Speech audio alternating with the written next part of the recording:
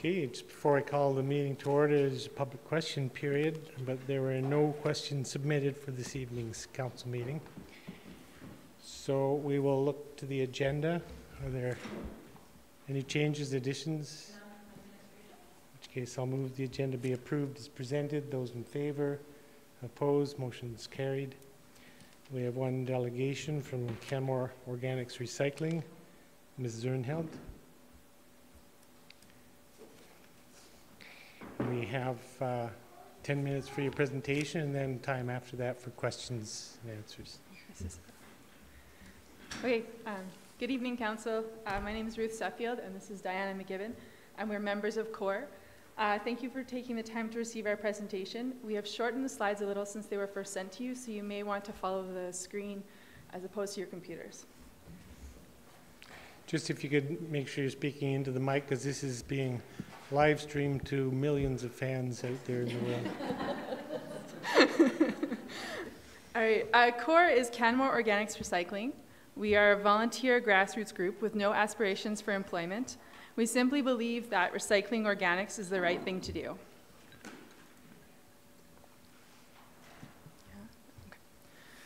Our core goal is to encourage and support the town of Canmore to research and implement a program to divert organic materials from the landfill, to meet the waste reduction goals as set by the town itself, and to report to the public regarding this progress.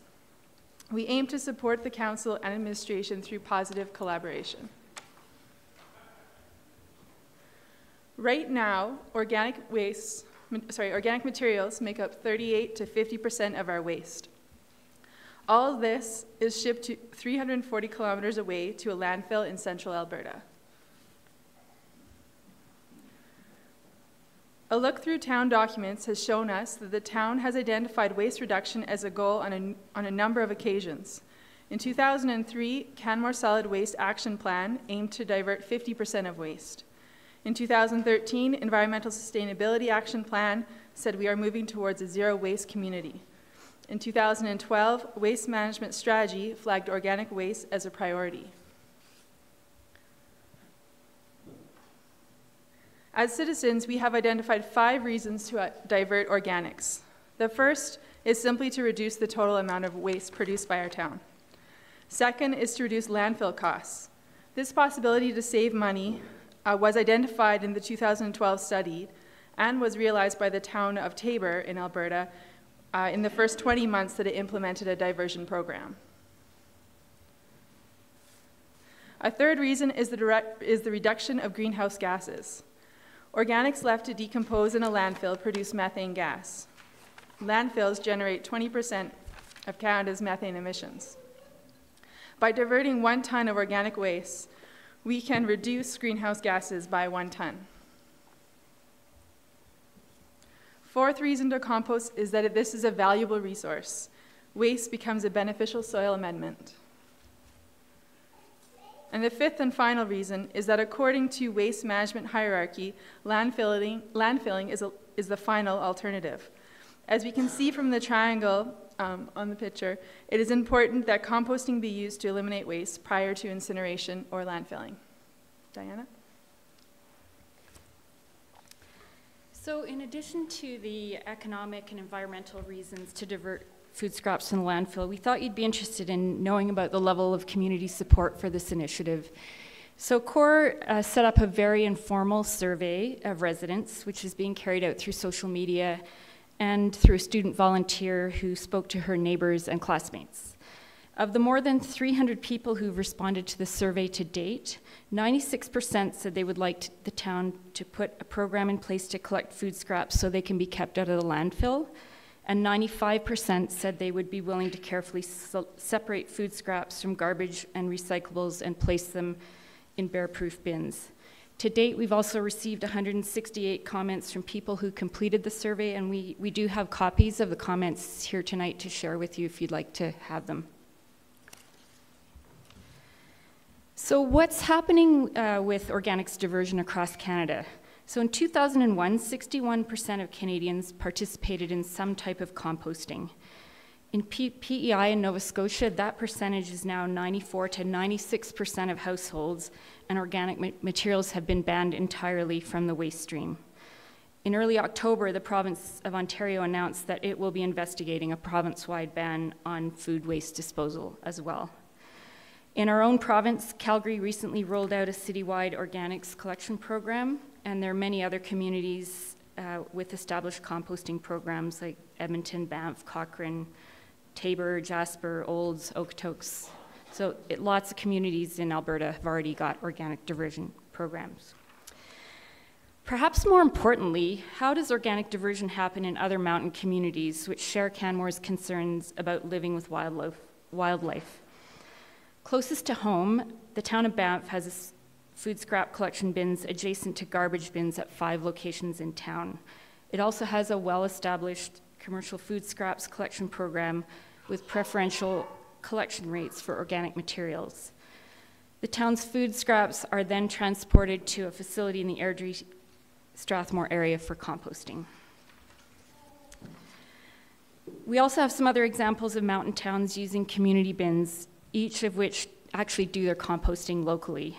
So the town of Jasper has food scrap collection bins near all of its neighborhood waste bins, as well as a commercial food scrap collection program.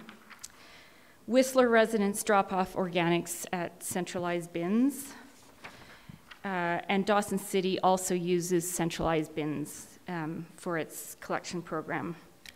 And in addition to these examples, Whitehorse, Squamish, and Yellowknife all have established community-scale organics diversion programs. And I guess our point here is that if it can be done in these communities, it can be done here in Canmore. So we've talked about why it's important to divert food scraps from the landfill. We've talked about the level of community support, and we've talked about what is being done elsewhere. And so what are we asking the town of Canmore to do? First, we're asking the town to follow through on the recommendation of the waste management strategy and complete a comprehensive evaluation of options for organics diversion in 2018. Second, we're asking that it allocate funding in the next budget to implement a community-wide residential organics diversion program in 2019-2020. And third, we're asking that we set clear targets to reduce the proportion of organic materials in the waste stream and report on progress to these targets. So an example of such a target would be 50% diversion of organic materials from the residential waste stream by 2021. That's just an example how it could be done. So there are resources available to help the town launch this initiative. For example, there's funding available through the Green Municipal Fund for things like feasibility studies, pilot projects, and capital projects.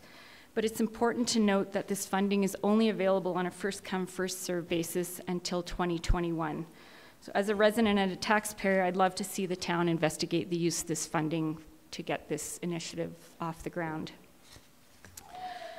CORE itself is also willing to help facilitate educational program, undertake research, develop grant applications, and implement a pilot program. Amongst our membership, we have expertise in all of these areas. So this brings the formal part of the presentation to a close. We'd like to thank you again for receiving the presentation and give you the opportunity to ask questions if you like. Great, thank you very much. You were awesome at shaving it down to less than 10 minutes. Hopefully we didn't talk too fast. No, not at all. And of course, we've all had opportunity to flip through, read the slides that you presented initially. And we've had discussions before. All of us, I think, met with CORE during the election campaign. And certainly, as you know from discussing the issues with administration, Mr. Canmore at the back, this matter is of real interest to the town and all councillors, I'm sure. And clearly it is to the community, judging by the fact that there's people at a council meeting, other than the press, one or two others that sometimes show up. So I don't know if others have questions. I have one or two questions. One around the, so as you know, the approach right now is to investigate a number of different waste handling methods. And using the carburetor is one option, and I think each of the options that we could ultimately put in place would add to a better whole. So this is going to work for somebody, this is going to work for somebody else. I'm wondering if in your meetings or discussions there's been very much in the way of dialogue around worm composting and how that can be part of the solution for residents. I mean, worm composting is definitely a solution for some people, or a partial solution for some people. I think it's limited in the types of materials that the worms can actually consume. And it also takes up space. So if you don't have enough space to have 3 or 4 of the worm composting bins, I think you'd be hard pressed to get a good level of diversion. We do have some of our members who do worm composting, and they say for a family, it's very difficult to have enough worms to actually go through all the material that a family would produce. Yeah, my understanding, and Councillor Sanford could speak to it perhaps because she's been doing it, but it sounds like it's more suited to couples, or maybe some of our seniors couples that don't have kids at home anymore, which is a growing part of our population. A cherished part of our growing population. It's also something, people have to be willing to do the work.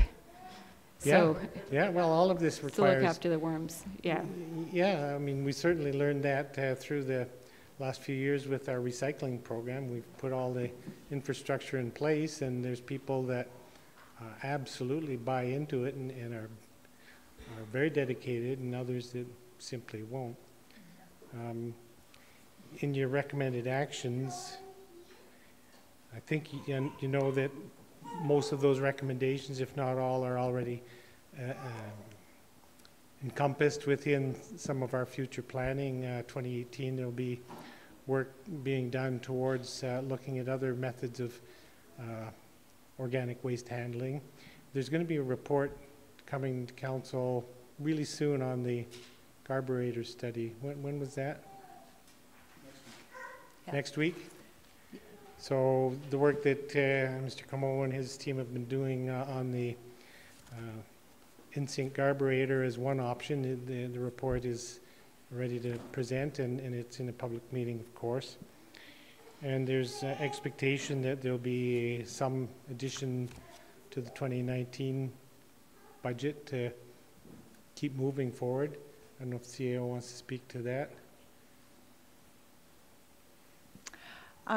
Nothing more really to add, Your Worship, other than, the 2018 budget is already established. There is an intent to move forward with some of the recommendations coming out of both the carburetor study and the waste composition study to do more work in the next round of budget talks. Great. Are there any questions for the delegation from other members of council? Seeing none, thanks very much for being here. It's really, I have to applaud your enthusiasm and all of the people in the room for helping to lead the discussion. This is an important discussion in our community. And you've noted it is more complicated in a place like Canmore than in most. But I think this community is dedicated to finding all of those solutions as soon as we can. So I'll look forward to continuing to work with CORE and other members of the community on these issues. Thanks very much for being here.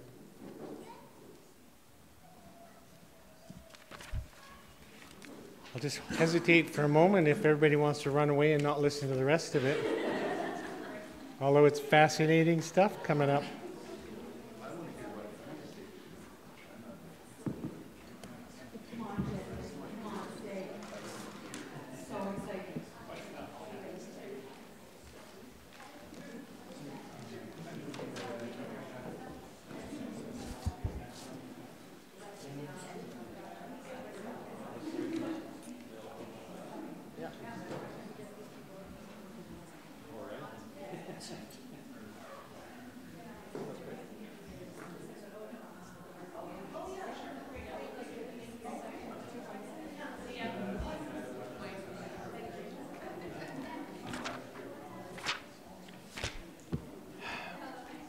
Okay. This time I'll move on to item, maybe I won't quite.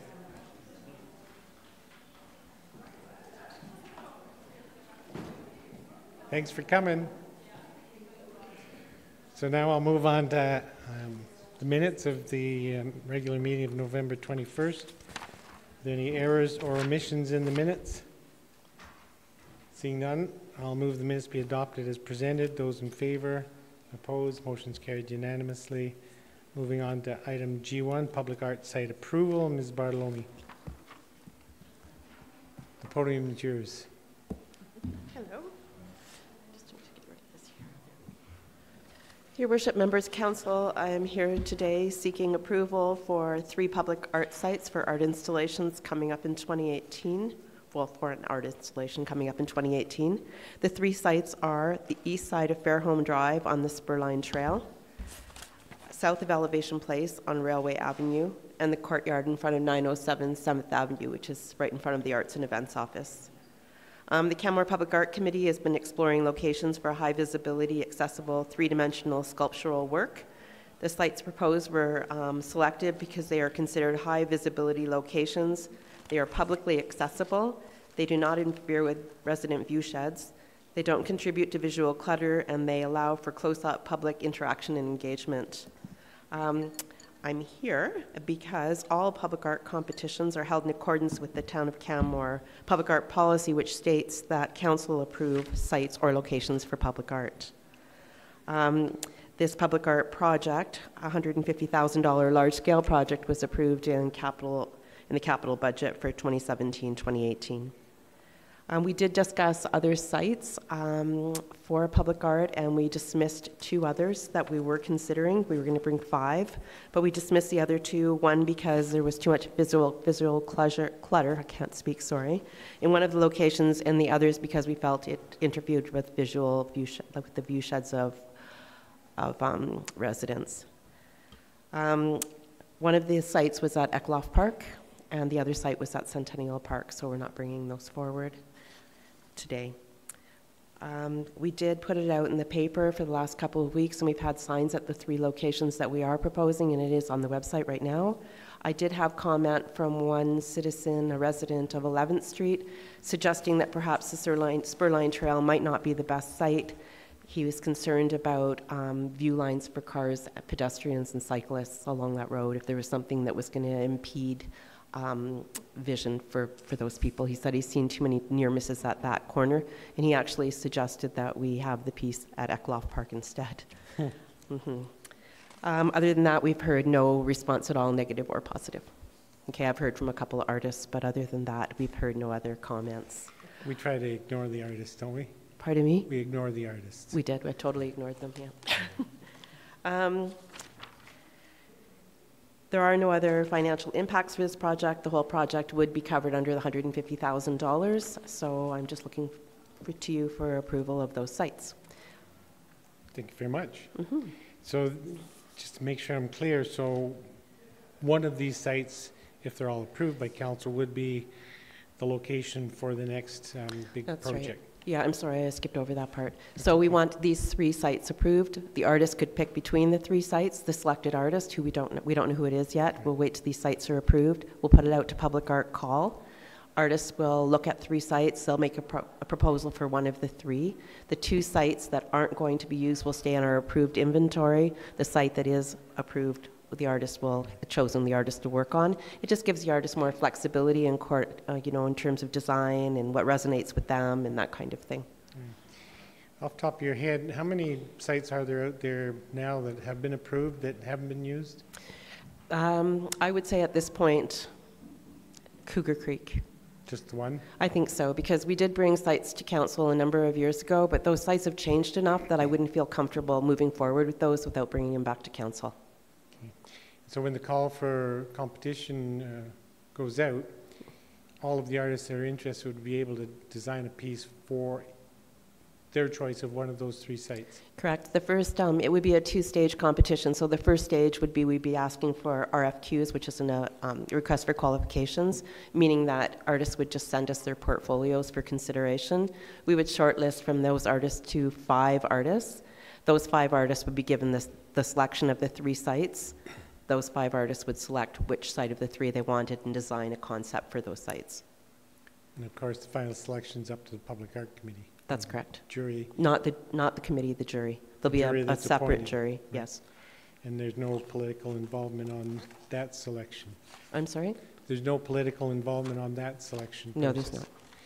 No, there's not. Great. I'm speaking for myself. I think all 3 locations have merit. The Elevation Place site is a great exposure, although Elevation Place already got Touchstone. You know, downtown location is also pretty interesting. And personally, I like the idea of having some public art in the out in the neighborhoods where, particularly where there's a well-used trail. I could imagine a really interesting piece there, and it's good to know that we haven't heard from any of the local residents with concerns about that site. Councillor Sanford? Thank you, Your Worship. Yeah, that was one of my questions, whether you had input from the community. One of my concerns with the Spurline site is that because you're going for $150,000 or $110,000 Commission, that's correct. Commission, when we look at what we got at Elevation Place and Touchstone, it's a very large sculpture. So just matching the location to the size of the sculpture, I think would be one of the criteria to consider, because if they did something like the big head over by the Spurline Trail, I think that would be appropriate. But if they did something like Touchstone by the Spurline Trail, there might be a, some community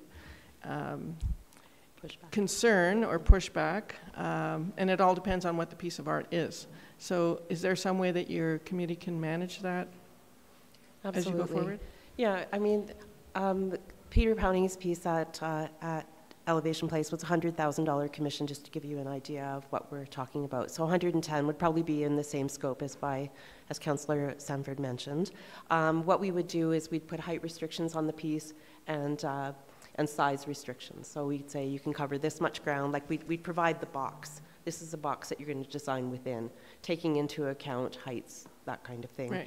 With Elevation Place, we wanted something that was high, that would work with roof lines, that wouldn't be diminished by the size of the building, where in that spot at the spur line, it's quite different, because we don't necessarily want that to be over the trees or any of those kinds of things, so we would make it a smaller box. Sure. So you had suggested that you discussed with residents about view sheds, or you took some sites out because of the view sheds. So that would be a consideration you'd take into account in this particular spot, right? So going forward, that would be great. Thank you. Yes. I suppose to your point, Councillor, it could be a very tiny piece, but made entirely of gold. Who knows? Are there other questions from members of council at this time?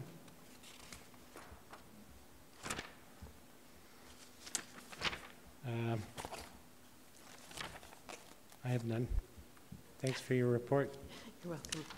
That'll move the council approve the following sites as public art installation sites. The east side of Fairholme Drive at the Spurline Trail, south of Elevation Place on Railway Avenue, and the courtyard in front of 907 7th Avenue. Is there discussion on that motion? Seeing none, I'll call the question. Those in favor? Opposed? Motion's carried unanimously. Moving on to item G2. Who's presenting this one? Mr. Fark? If you want to stall for a moment, that's fine. Okay. Text Mr. Asarte. So by way of preamble, what I will say is the following. This is a policy that has been or a policy update that has been in work for quite some time. The process for the policy review was we looked at the updated mapping and we determined who were the potentially affected landowners. There was essentially only one landowner who there were any material changes for. We did reach out to that landowner. We had some discussions with them. We provided them with information, and we requested their feedback. However, today we received some feedback from them and from BOTA that they would like more time to potentially consider this matter and have additional conversations with the town. So our proposal, as soon as Mr. Asarte surfaces, is that we will still move forward with the presentation. We will present it to council for your consideration. However, administration has no objection if council decides that they would like to table the discussion or the decision for a later date, or take another action that they may deem as appropriate, given the concerns raised by the landowner, that they would like some additional time to discuss. Great, and there's Mr. Asarte, right on cue. And there's Mr. Asarte, so he can launch straight into the presentation and Perfect. no longer needs to do a preamble. The preamble has been concluded. Mr. Asarte, he's warmed the crowd up for you. Yes. So I've addressed the letter from TSMV, so you can just...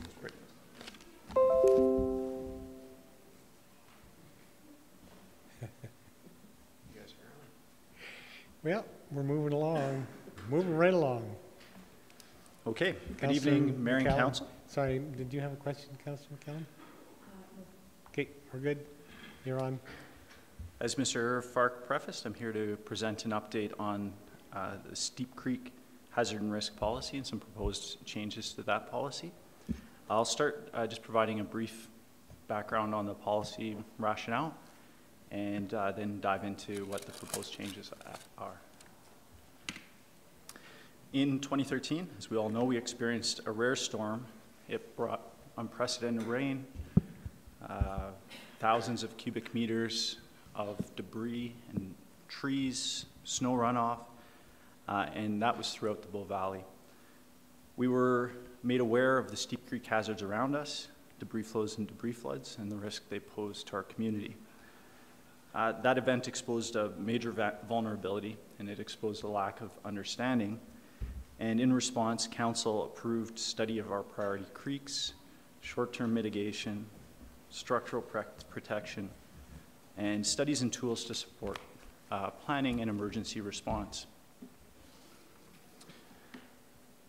And as a result of what could have been an episode of fragility for our community, we showed instead that our community is the opposite. Not only were we resilient, but we actually got stronger through that testing. We became more resilient when we were harmed.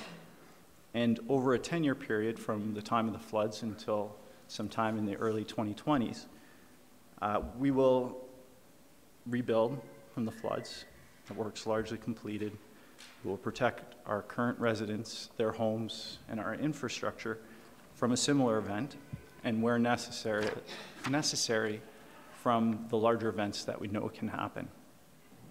And this is at much work and much cost, and we will turn our current vulnerability into ultimately a strength.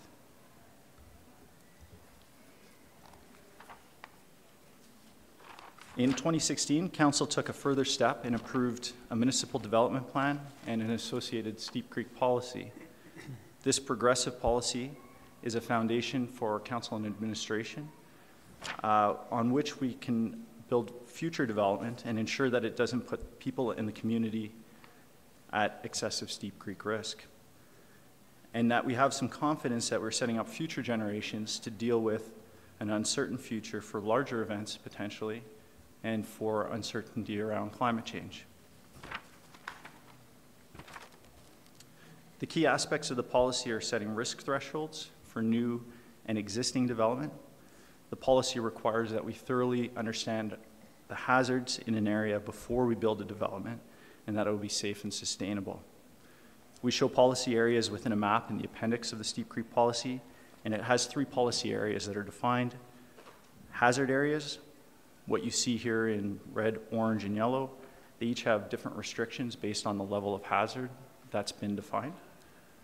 Steep Creek hazard or study areas are areas where we haven't done an extensive study yet. We know there's potential for development in those areas, and that we will need to do more work to study that before development can be permitted. And lastly, we have development hold zones. These are areas where we've studied the hazard and risk. The risk is unacceptable presently, and we don't want to introduce any new development until that risk is brought down into acceptable thresholds. The changes to the policy proposed tonight relate to recent studies we've undertaken, so now we have a clear picture in some areas, and recommendations from our consultant. There are changes mainly to this policy mapping, and I'll go through those now. So first up, Cougar Creek and Echo Creek. Echo Creek, we've received grant funding, so hopefully this time next year we'll have that converted from a study area into a defined hazard area. We've simply snipped here, as this is a Canmore policy map, we've contained areas within the municipal boundaries, and we've also included the adjacent Alberta Transportation Road right-of-way. Stones Canyon Creek, this was studied for a particular development in 2016, 2015. Because of the level of the study, it was intended strictly for the development that was there. And so we don't want to give the impression that if someone was to come in and develop areas that are adjacent in the future, that they could do so without further study. They would probably, if they're planning a bigger development, need more study. So as a principle, I find that highly unlikely that Quarry Lake will redevelop, but in principle, we reset those areas back to study areas, and we've defined the hazard area strictly for the development for which that study was undertaken. Next, we have Three Sisters Creek. So early in our program, we did an extensive study for Three Sisters Creek.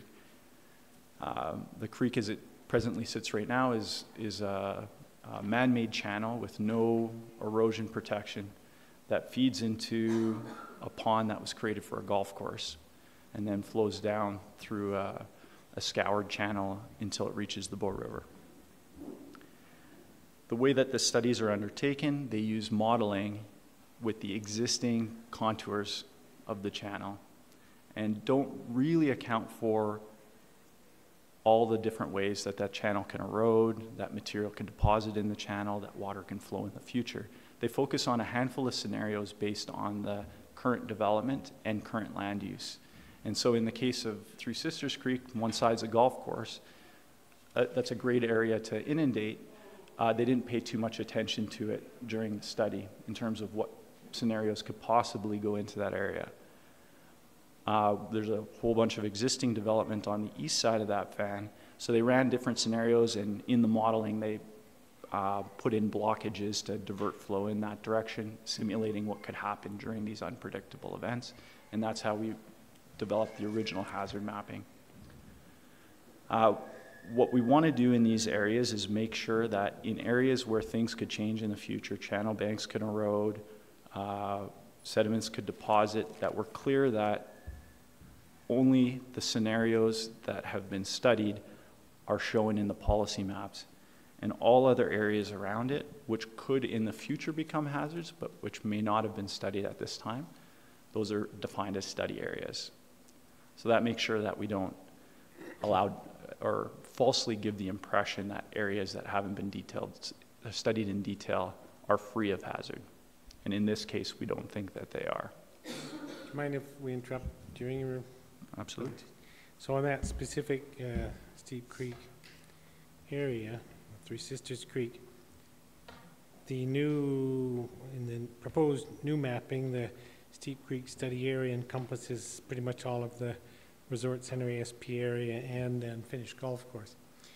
And we know that the landowner is interested in moving forward with that as soon as possible, given the provincial decisions on the quarter.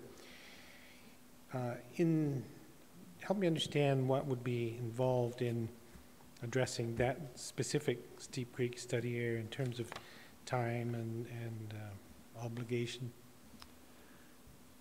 A lot of the upfront work's been completed for a study that would be required here, figuring out how often and how large events could be in the future. That would be the basis for looking at a handful of new potential scenarios that could impact that development. And then using that information, we've got existing development on one side of the fan. If new development is proposed on the other side of the fan, that becomes a more challenging scenario to mitigate. And so it'll be really important for us to collaboratively look at how do we mitigate this creek to ensure that, first of all, the existing development is brought within acceptable risk. At present, there's a huge economic risk in that area if you start getting water flowing into a bunch of high-value residential. So we want to make sure that we are still able to protect our existing infrastructure and our existing homes and develop in a way that's not going to introduce new risks. So all that to say, it would be a study to look at what potential hazards on that side and then look at a collaborative mitigation scheme with those costs shared proportionately between the future development and the existing development.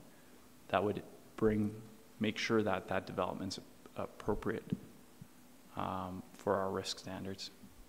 Would you see that that work being done at the same time as other planning work or separately from? Yeah, I think certainly having the information around the hazards is really helpful in potentially shaping a development. You want to put parks and green space and buffers and those sorts of things in hazard areas because they can then naturally be inundated. You want to put your higher value development in lower hazard areas. So I think that would be done up front. It doesn't necessarily have to be to the final level of detail, but enough detail to inform each stage of development. So you would do your initial study at ASP level and then get into more detail as you get through subdivision. Or by the time you get to subdivision, you want to have it fully defined so that on an area level, you've addressed the hazard. You've maybe looked at some global mitigation, and then you're selling off those parcels with a known hazard and not putting the need to do mitigation on each of the future buyers. Great, thank you. Councillor Seeley, you have a question?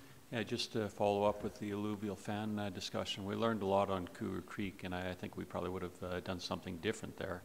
How does Three Sisters compare if it's an alluvial fan? I thought you only built on one side and rarely on the other. So is it a different extreme there? Is it a smaller alluvial fan, something that science has it come further? Certainly it's an ideal, I think, to leave as much room for a natural hazard to run its course. As you start to develop both sides of the fan, your options for how you mitigate become narrower and narrower. You get into needing to capture sediment. You need to get into controlling erosion more aggressively. That said, it's possible to develop both sides of a fan, and it's possible to mitigate that safely. And Three Sisters Creek is a different hazard than Cougar Creek. It's orders of magnitude less of a hazard, 10 kilometer square catchment, much smaller peak discharges. I think it's important to just look at that, understand it up front, and then shape the development on both sides of the fan and the protection on both sides of the fan responsibly. Okay, thank you. Thanks.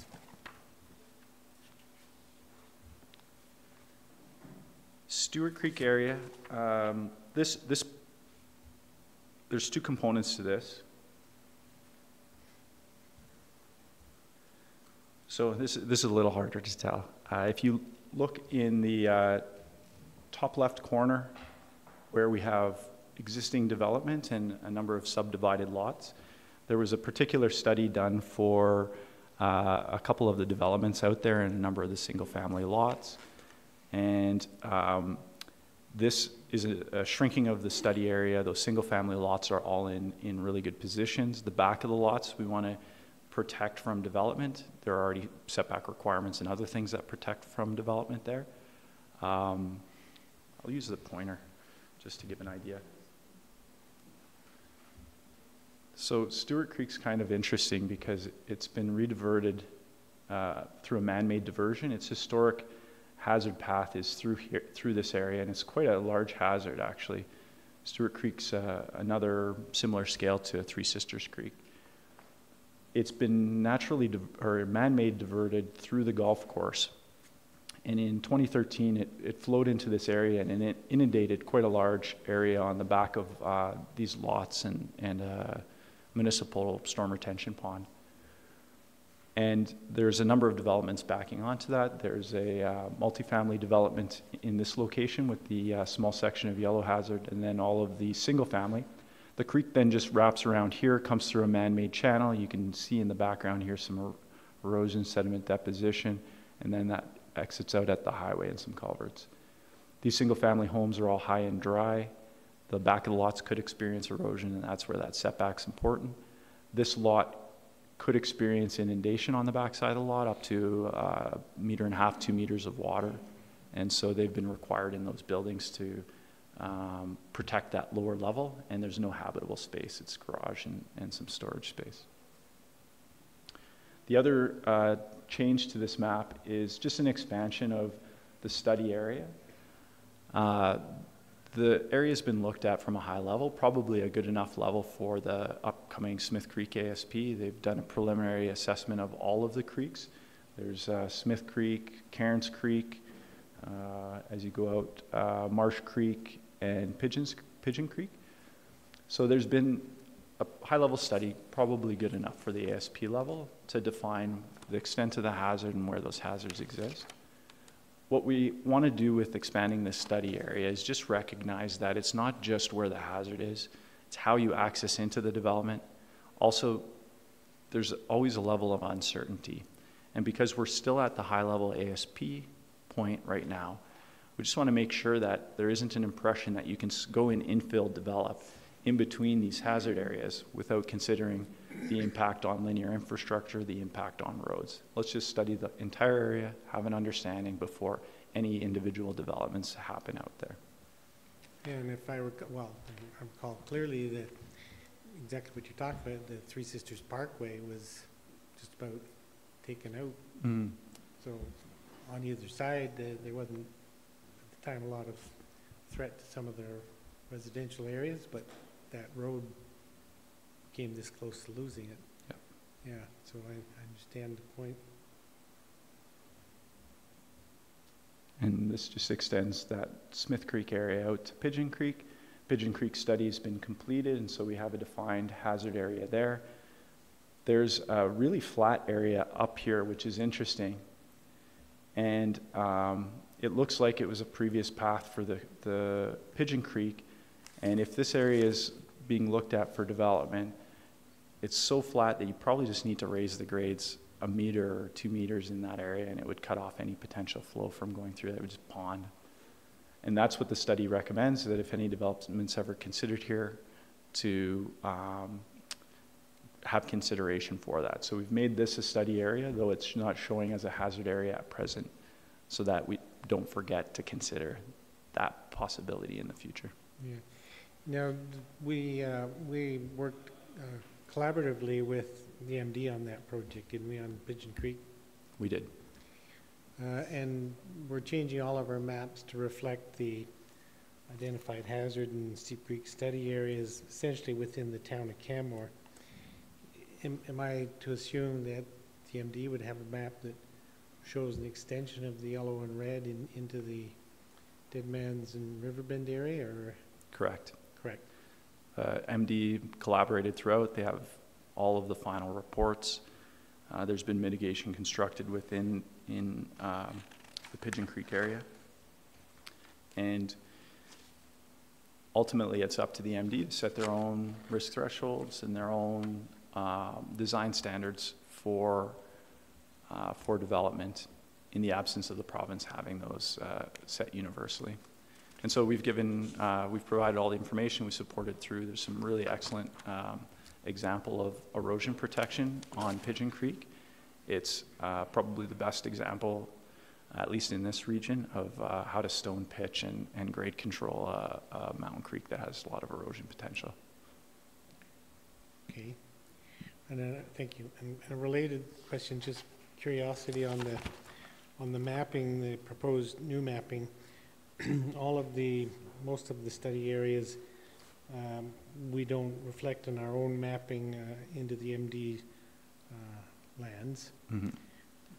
But we don't stop at the town boundary. We go across the Trans-Canada, which is a provincial road right away. So is that, I mean, is the province engaged in that aspect of the studies, or are we just assuming that the work required for the TC highway would go? Why don't the maps stop at the town boundary? They certainly could. I think because the highways are important links into the community, we want to keep as much information as we can without maybe overstepping our bounds. And we work very closely with Alberta Transportation. We've collaborated now on Three Sisters Creek mitigation, where they've partially funded, Cougar Creek, where they've partially funded, Pigeon Creek, where they've partially funded. So they're very appreciative of the mapping that we have, and we've shared that and shared in delivering on improvements for the highway. So I think you could argue to take it out, but we didn't see a compelling reason not to, versus keeping as much information as possible. Sure, that stands to reason. Was the province engaged in the recent work to inform these changes? Not directly, on a policy development level. No, I was thinking more on the revision of the maps and the recommendations. No. No. Okay. Carry on. Mr. Fark updated on the request from the primary stakeholder affected by this. We can see from the mapping updates, it's largely Three Sisters Creek and Stewart Creek. Request for more time to review. And so I'll leave that in council's court to consider. Great, thank you. I had a question or two that I haven't asked, and other councillors may as well. Looking at the project memorandum from BCG,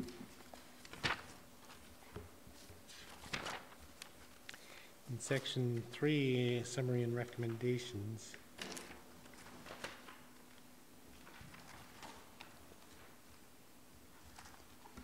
notes that level 4 assessments were completed for Cougar, Stoneworks, Three Sister Creeks, and Pigeon Creeks. And in the bullet point below that, it suggests we could consider as a potential option to classify creeks where level 4 assessments have not been completed as Steep Creek study area, which is essentially what this report is accomplished. Correct. Right. And then second bullet point, doing additional analyses to increase level 2 to level 4. Is that reflected in your report as well? It is in terms of what we're doing with reverting areas that are outside of the focused study back to study areas. That's essentially saying in the future study those areas based on the development. Level 2 is appropriate for a 14-unit development based on the provincial guidelines, the draft provincial guidelines for how to study steep creeks. What we want to make sure is that someone doesn't come in after them and build another 20 units and someone after them and build another 30 units based on that same study, because then you need to get into the 3 and 4. So we've shrunk down the defined hazard area and made everything else around it a study area. And when those future developments come in, then they do that higher level study. So the work you were describing that would be required in the Three Sisters Creek study area, for instance, that would be a level 4 assessment that would have to be done? So the current study is a level 4, and we'd be expanding that level 4 study to include the west side of the fan. I see. And just for my sake, could you expand a little bit on the differentiating the technical hazard maps from a policy hazard map? I think I understand that, but effectively,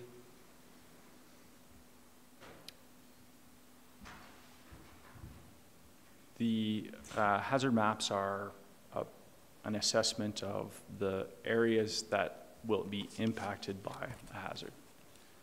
There's some suggestion that a policy map should be conservative and step outside of that boundary and define a larger area. So policy maps could differ from hazard maps, but we also feel they could be the same. We've studied these to a level 4 in the cases where we have used the hazard map to define the policy map. We think we have a reasonable amount of reasonable conservativeness in those studies, and have defined outside of them in areas that it's important study areas. So they can differ, but they could also be the same. okay. So I'm more familiar with work that's been done to inform the map for Cougar Creek. So the map that's reflected on the lower half of that page, would that constitute a technical hazard map? In this case, we use the hazard map to create the policy map. Okay, so in that case, they'd both be more or less the same. Correct. And one other question I have is from the third section of summary and recommendations in the BCG report, talking about present hazard zone extents are limited, in most cases modern fan boundary, et cetera, As such, Canmore may wish to consider running numerical models until the maximum extent of flooding is reached. Could you just embellish on that a little bit for me? It's saying that if you keep running a model, it'll start to inundate the areas around it. And to an extent, we've done that. So Cougar Creek, it's running into the Bull River. And so it can inundate that area, and that's actually what it's done naturally over the millennia. Echo Creek, again, into a Cougar Creek riparian area, so there's no need to really model and extend that. With Stones Canyon Creek, that's what we've done here. We've said it can continue to flow out and inundate, so we've expanded the study area there. Likewise with Three Sisters Creek, the lower portion of the hazard area here, again, is the Bull River. And so there's no real information to gain by continuing to model outflow. And then if we look at all of this area, it's the same thing. We've asked to study out to the highway, which is essentially running along the Bull River wetland areas. And so all of those studies will require that they consider the full extent of flood hazard. So when we complete all of that work, we then will have run all of the numerical models until the maximum extent of flooding is reached? Where required. Pardon me? Where required. Only where required. And in most cases it isn't, because it would be in the Bull River at that point. Okay, great. Are there questions from members of council?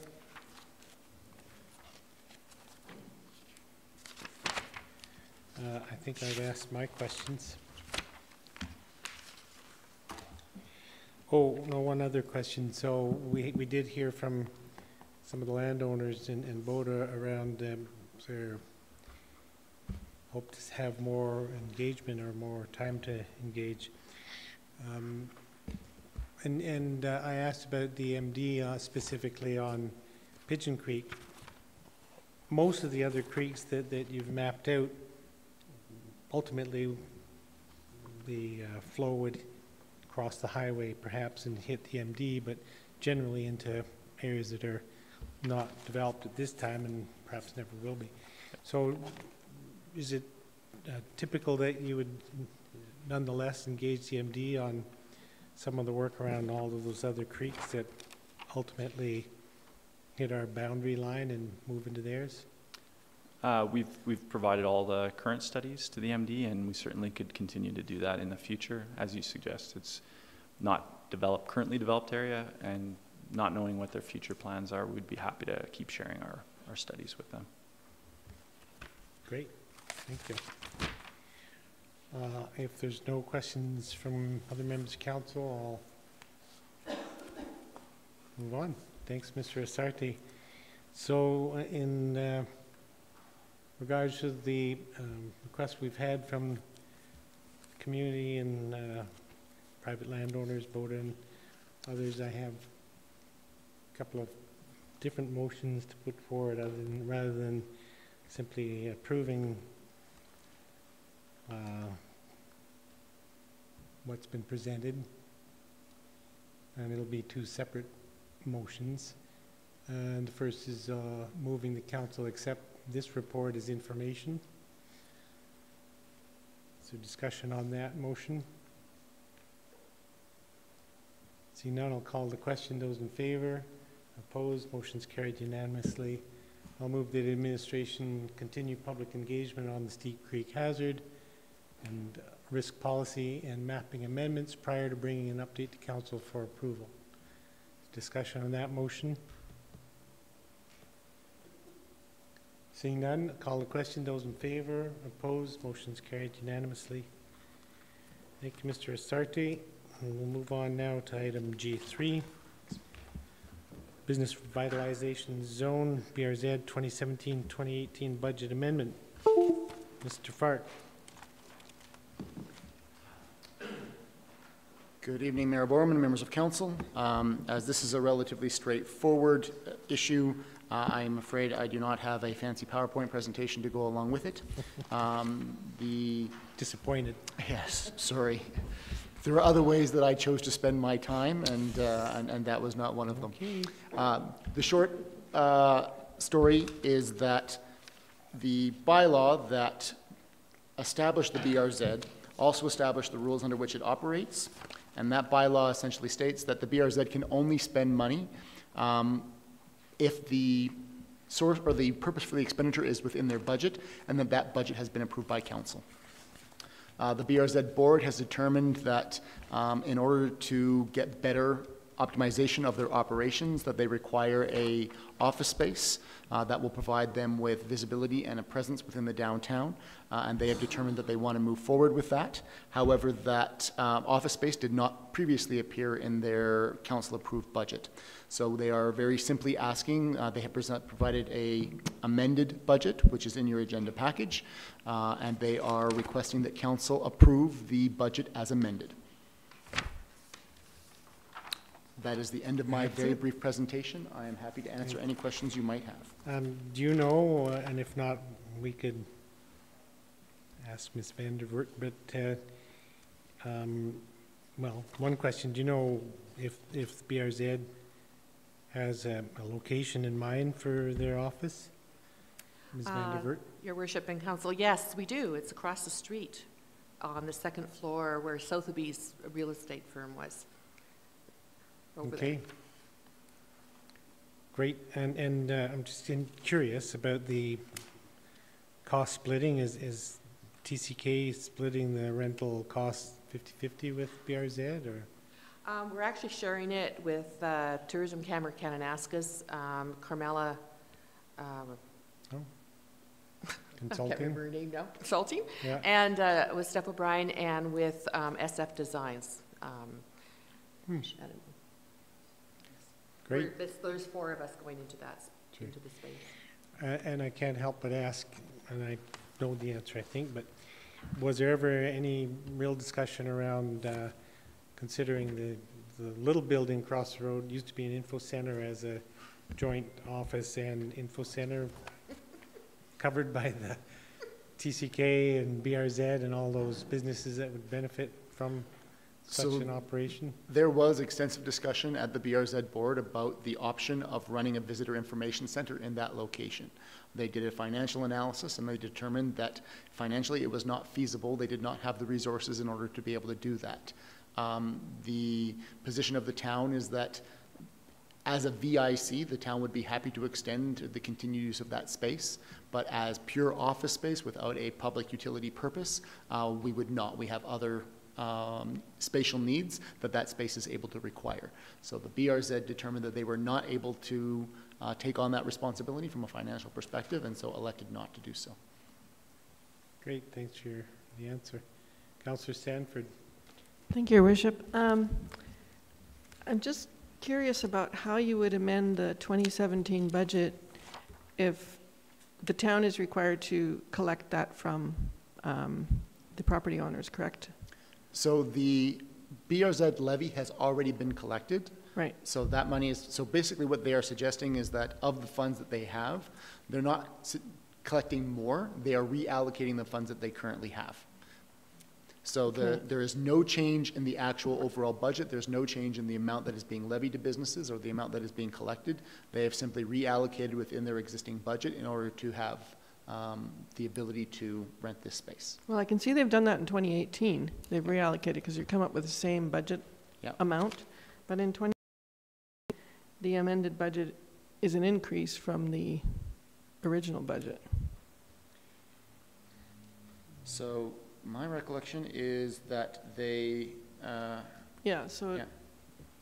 No, the total revenue remains the same. There is no change there from 2017 budget to budget as amended. And so I'm just going through the lines. So I'm looking at the bottom line that says... Yeah, there's an excess. 1,000... There's a surplus, less of a surplus than was that's right. projected. Yes. But the collection from the businesses hasn't changed. Right. Their total revenue of 108,850. Right. So they expected a excess. That's what they're expecting. Yeah. Okay. Yes. So they're expecting to have less of an excess than they originally intended, and they're using that essentially surplus to fund the rent for the month of December. Sorry, I was comparing the bottom line numbers rather than the top column numbers. So the top column numbers are the original budget and the amended budget. Okay, that makes sense. Correct. Thank you for explaining that. No problem.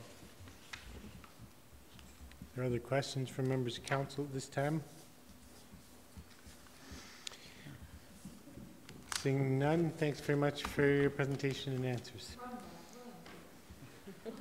With that, I'll move the council approve the 2017-2018 BRZ budget as amended. Discussion on the motion. Seeing none, I'll call the question. Those in favor? Opposed? Motion's carried unanimously. Moving on then to item G4. So just before we start, are you both members of the press? But there's no request to video or record. Yeah. Okay, so we're okay with audio recording. Good to go. Ms. DeSoto.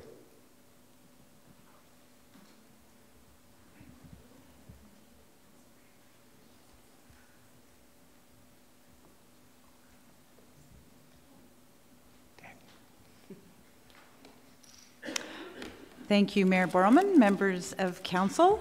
I'm before you this evening to talk about a fairly big decision from my perspective, because there's still a lot of unknowns and lack of clarity around this, but I think it's time that the town of Canmore address this in a formal way. We've been having, as you can see from the staff report, lots of dialogue at the administrative level, but have yet to have some formal decision of council on a potential Olympic bid.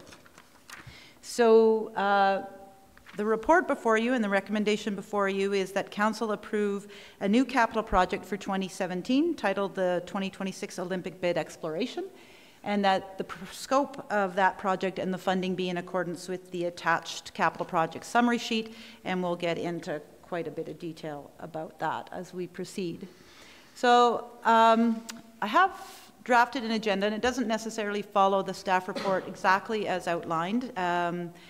And feel free to interject with questions along the way if you have any. But essentially what I thought I'd go through is the what, why, when, how questions that we've all been asking, and then the what now or what next for Canmore. So what will the 2026 Olympics and Paralympic Winter Games potentially look like? What might we expect? Well, the chart that's in your staff report and also here shows the growth in the Olympic Games since Canmore and Calgary last hosted in '88. So the number of events and athletes, respectively, in '88 were 44 and just a little over 1,400. And that's basically doubled in the last 30 years. And we'll see in February of next year, Pyeongchang, South Korea will be hosting the Games, and there will be 102 events and close to 3,000 athletes. So with a doubling of the number of athletes and number of events comes essentially a reciprocal growth in the level of security, housing, hosting, media, and all of the celebrations and cultural events that accompany the Games. So they've certainly grown and can be somewhat daunting and overwhelming for municipalities to wrap their heads around. The IOC has certainly seen that in a drop in the number of cities potentially bidding and in concerns raised about the costs to bid. So the question of why would we get into a bid? Yep. Do you mind if we interrupt? Absolutely, yep. Now, of the number of athletes that are reflected in the chart, am I remembering correctly that about half of that number would be snow sports, so potentially involved in the Bow Valley? That's correct. Approximately half are snow sports. And we'll get into some of the discussion of what an Olympic Village might look like in Canmore. As for how many athletes would actually be hosted in Canmore, that's an evolving discussion. Yes. Okay, so why would be interested in hosting the Games? And first of all, how do we address the concern that has been identified by other host cities or potential host cities in reluctance to bid and the cost to bid?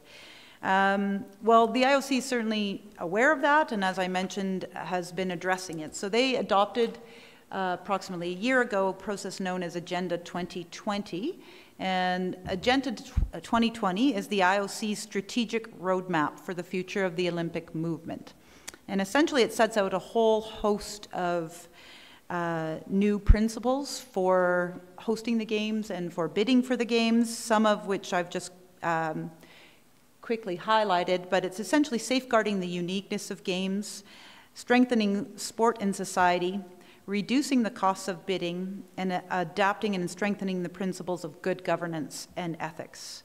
And just today I downloaded the full candidature package off the IOC's website. It's an interesting read. If anybody, you can spend hours diving deep into the IOC's website. But there is a full candidature package that explains how, in fact, the IOC is intending to reduce the costs for cities and supporting and providing more IOC technical support and allowing cities more flexibility in how they deliver the Games. And so is that enough for us to consider a potential bid? Given that where Canmore is today is very much reflective of the fact that we were an Olympic host back in 1988, and you know, some would say that Canmore was put on the map in 1988, and we are who we are because of the Olympics. And so the question is, you know, could the Olympics help to build Canmore of the future? And one of the criteria we would look to Council to have further discussion as we proceed down this path is how would a future Olympic Games advance the current town's strategic plan and goals? And that is completely in alignment with what the IOC is saying. They want to see bid cities' strategic goals and objectives advanced by the delivery of the Games. So specifically for Canmore, some of our goals are listed there, certainly around sense of place and cementing Canmore as a world-class sports destination is something that we've been branding ourselves as since the '88 Games. From an economic diversification perspective, there's options for legacy and repurposing facilities around future centers of excellence or research areas. From an affordability and affordable accommodation perspective, There's a legacy opportunity to repurpose Athletes Village as perpetual affordable housing and employee housing, which are much needed amenities for Canmore. And further developing transit and transportation linkages. One of the specific goals of your 3-year strategic plan currently is to ease congestion in the downtown core and potentially advancing some of those transportation issues could happen through the games as well. And just by way of illustration, I can share what the legacy looked like for Whistler following the 2010 games. And Whistler developed the Athletes Village. They took on the role as developer. They funded most of the housing units, and Van Ock, the deliverer of the games, built the high-performance gym, lodge, and amenities. But afterwards, it was all repurposed into what's shown on the slide there. So the Whistler has a form of perpetual affordable housing as well. They were able to repurpose the Athletes Village to affordable housing units, to market housing units, which helped them fund some of the project. They also were able to secure a hostel to operate in Whistler with 180 beds, and the Athlete Development Center maintains and is operating under the endowment funds that were part of the legacy, and they have a 100-bed lodge as part of that Athlete Development Center as well. So quite an extensive legacy for Whistler coming out of the games. There were certainly costs. They did fund some of that, and the operations and either rental incomes or market incomes that they received from the sale of some of those units have helped to support that. And do you know who's responsible at this point for operating the hostel and the Athlete Development Center? Is that within the municipality or separate corporation? It's a separate corporation, similar to Windsport. They developed I forget the name of it now, but it is an operating corporation that's running it. So that corporation, whatever it might be, would recognize whatever revenues there are from the hostel and the beds and townhouses and the other. I'm not sure if the hostel is linked directly with the Athletes Center. I would have to confirm that for certain. Yeah. Thank you. Okay. So from a timeline perspective, at a high level, the decisions are coming at us and will be coming at us quickly. So the 4 phases as identified by the City of Calgary, and the first phase, the exploration phase, is already complete, and I'll get into some of the results of that phase in a minute. But the phases as the IOC has proposed following, or we're in the dialogue stage right now, and the candidature stage will follow immediately. So within the next year, all of the work to determine if you're going to bid needs to occur, and then the candidature stage begins October of 2018 with a bid book due January 2019. And when we met with the City of Calgary folks, they used the analogy of a marathon, which I thought was really appropriate and worth repeating. Some of you have heard it before, but essentially the candidature stage that starts in October of 2018, if you can visualize that as the starting line for your marathon, and your bid book is due in January of 2019. So you essentially have just a little over 3 months to produce that bid book. The approach we could take now as potential bid communities or train those who are training for a marathon is to say, oh, well, it's our first marathon, we won't train very hard, we won't work very hard on it. We'll just pay our entrance fee, get in, and see where we finish. You could also take the approach of saying, well, it's our first marathon, but we're going to, we really want to give it a good go. So we're going to do some training, we're going to do some work, we're going to start to eat right, etc. And hopefully we'll get good soon. Top 10. The City of Calgary has taken the approach that they're in it to win it, which means that if you're going to start the marathon in October, you need to do a heck of a lot of prep and training now to be prepared to run that race. To do a bid prep in 3 months is not feasible. So the major work leading up to that candidature stage will actually happen during the dialogue stage. And I'll get into that in a little bit further. But I just wanted to set that as context. So the bid book has to be in by January 2019. Yes.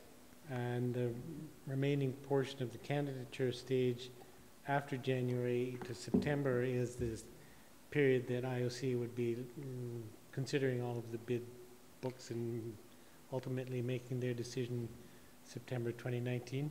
Yes, that's correct. And not just IOC officials, but International Federation of Sport officials. So every sport event has an international federation. They send delegates to all the potential bid cities to review all the venues, etc. There's quite a rigorous vetting, presentation, and touring stage that happens once your bid book is in to sort of display your bid and share it with all of the various agencies and organizations. So there's 1 year to complete all the work required for a bid book. Yes. So back to the exploration phase and the how of how we figure out what to do. I just thought I'd review what the City of Calgary has already done in the exploration phase, which ran from June of 2016 to August 2017. So they established something known as CBEC, the Calgary Bid Exploration Committee. And we did have CBEC come and present to Council a couple times during Committee of the Whole to share their work, and certainly administration worked with a number of their representatives throughout the last year. But essentially their focus was just to determine whether to pursue a bid. They were quite clear right from the outset they were not a bid corporation, they were a bid exploration, and that was a novel process, something that the City of Calgary was doing specifically for the City of Calgary. And that's why we weren't sort of invited into the fold at the time. Even though we tried hard. We did try hard, yes. So the city gave CBEC a $5 million budget, and they identified 5 areas of focus for their work: the master facilities plan, the master security plan, finance and investment, public engagement, and government relations. And at the end of their work, they submitted a final report, which was very detailed to City Calgary in July of 2017, and they actually had $1.5 million of unspent funds, which was returned back to the city and is helping to fund the current work that the city is doing now. So CBEC completed their work in July and then wrapped up completely as an organization in August and no longer exists as a bid corporation. It was a joint corporation between the Sport Tourism Authority in Calgary and the City of Calgary. So just a few details on the work that CBEC undertook. I'll start with the high-level class or summary of costs, Class 5 costs, and just to be clear, these are representative of less than 5% project definition. So as CBEC was doing their work, they had to define what they thought each facility would look like, what every athlete village would look like, where all the sport venues would occur, and then they, but it was all very conceptual. And things have certainly evolved since and will continue to evolve as the bid book gets produced. But these were the high-level bucket areas of expenses and revenues that CBEC identified. On the expense side, by far and away the largest expense is games operations and the delivery of the game once you're determined to be a host city. You start the logistics and planning for delivery of the games, and that was $2.6 billion. Facility costs were $450 million. Accommodation, $460 million. Security costs, $610 million. Government expenses, which include other government departments such as border security, etc., would be $300 million, and then endowments at $135 million. So the total costs of the games, all in expenditures, just about $4.6 billion. On the revenue side, the IOC does contribute some hard dollars to delivery of the games. What's currently proposed is $700 million. There's additional funding that IOC has indicated is available for in-kind and knowledge transfer purposes. But for the purposes of identifying these revenues, CBEC just included the $700 million. $830 million in sponsorships, 320 tickets, 50 and other, for about $2.2 billion in total revenues, or a net cost of $2.4 billion. So the $2.4 billion is what would need to be shared by the various orders of government of the host country, province, and city.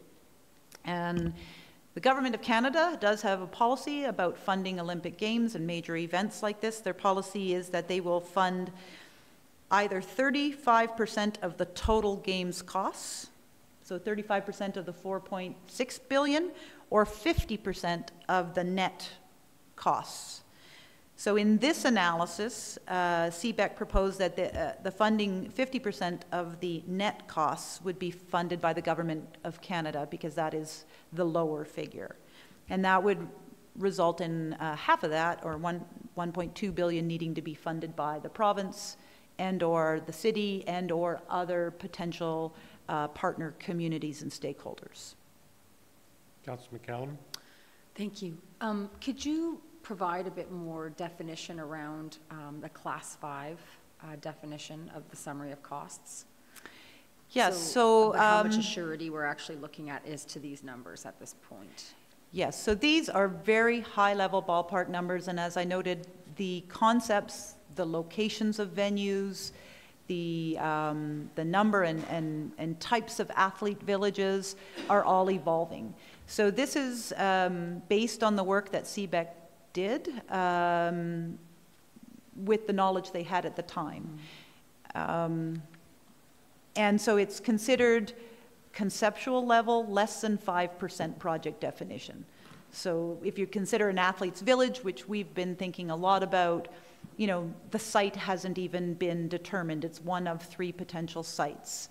Very high-level screening has been done. There hasn't been any type of physical determination of the site, geotechnical work or anything like that. There hasn't been any design drawings other than schematic layouts of, you know, boxes on paper. And these are in 2017 dollars, not 2026 dollars. Correct. As well? Yes. Thank you. Yes. Just one other question out of curiosity is, typically does the Canadian Olympic Committee factor into this in any way, on the revenue side? So, and I don't have the exact details, my understanding is that the Canadian Olympic Committee loses their sponsorships as soon as a Canadian city becomes an official bid city. So they currently have significant revenues that they bring in annually from sponsorships of you know, World Cup kind of athletes, Olympic athletes. So they actually do not give any revenue to the Olympic movement, but they forego all of those sponsorships that would normally go to the Canadian Olympic Committee. They have, you know, also in speaking with the City of Calgary representative, the COC, our Canadian Olympic Committee, has come forward with offers of support, knowledge transfer, and some pro bono work on the legal side to help get some of these agreements structured that would be needed as we move forward. Okay, so they're offering to give an assist in building the bid? Yes, and structuring agreements, because as cities and organizations move towards bid corporations, everything has to be in, you know, formal agreement as to contributions, resource requirements, et cetera, guarantees. So that's part of the work that we will need to consider moving forward as well. Great, thank you. Okay, so CBEC also did take a look at what a potential mountain athletes village would look like, and as I noted, it is still evolving. Our last meeting with City of Calgary officials, we're proposing some alternate scenarios, which are currently confidential because they are evolving, and anything that really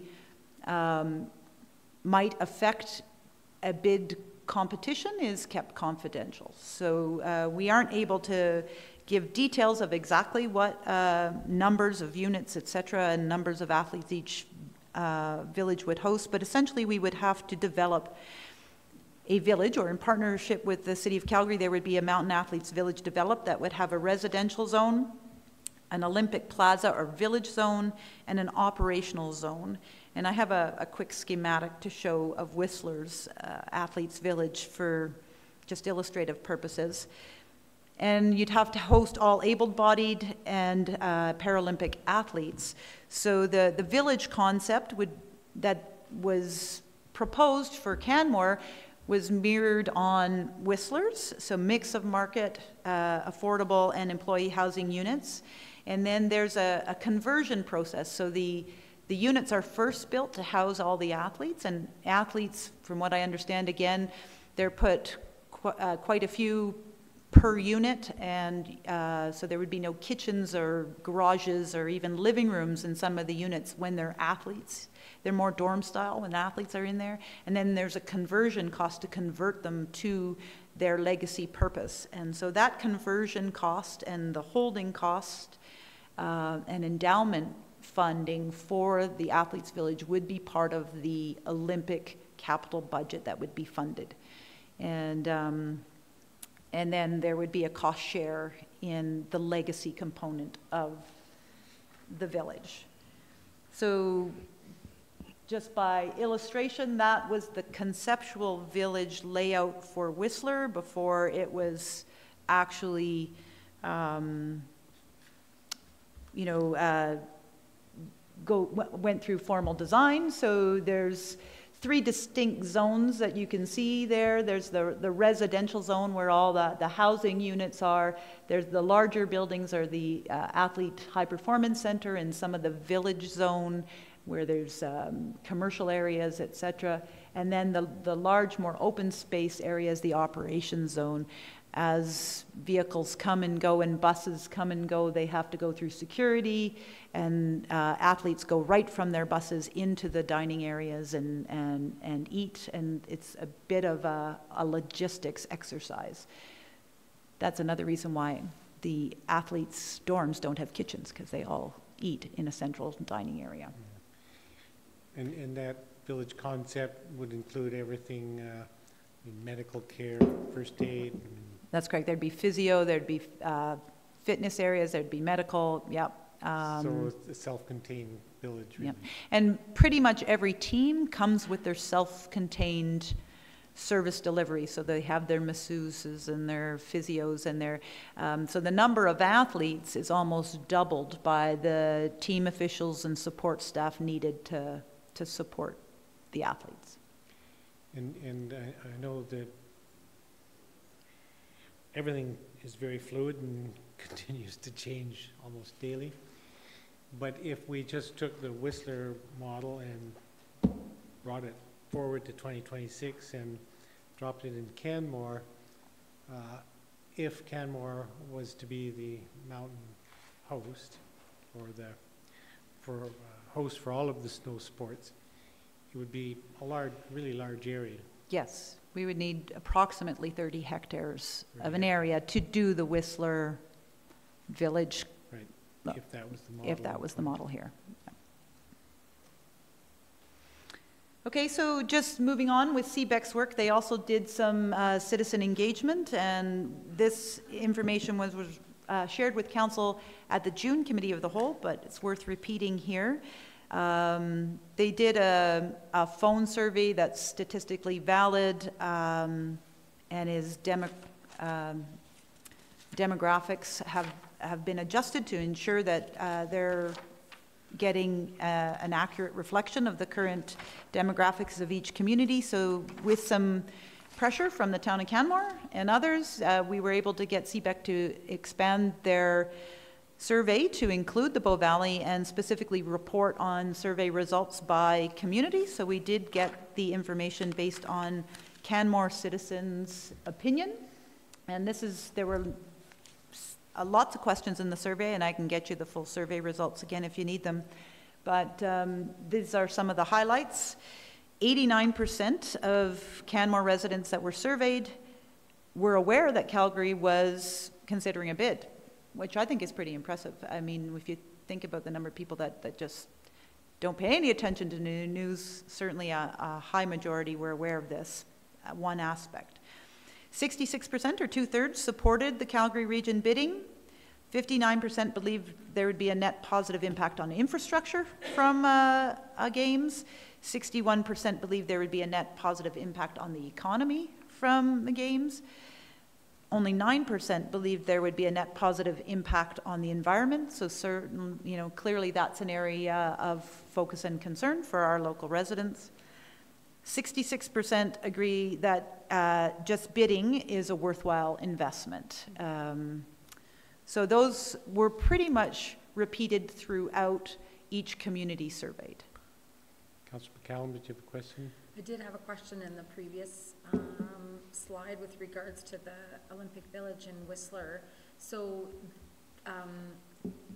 this was part of the legacy project that was provided to the resort municipality of Whistler from the Olympics.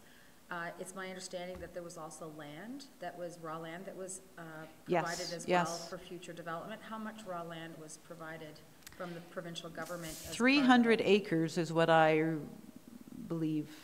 Not all of it became this. There's still some additional endowment lands that... so the 300 acres was inclusive of this? This is included in it, but this isn't... It's not in addition to. Okay. Yeah. All right. How many hectares is that? I don't know. Does anybody know hectares? No, it's all right. I can ask the Google later. You can ask, yeah. Perfect. Thank you very much. We do have...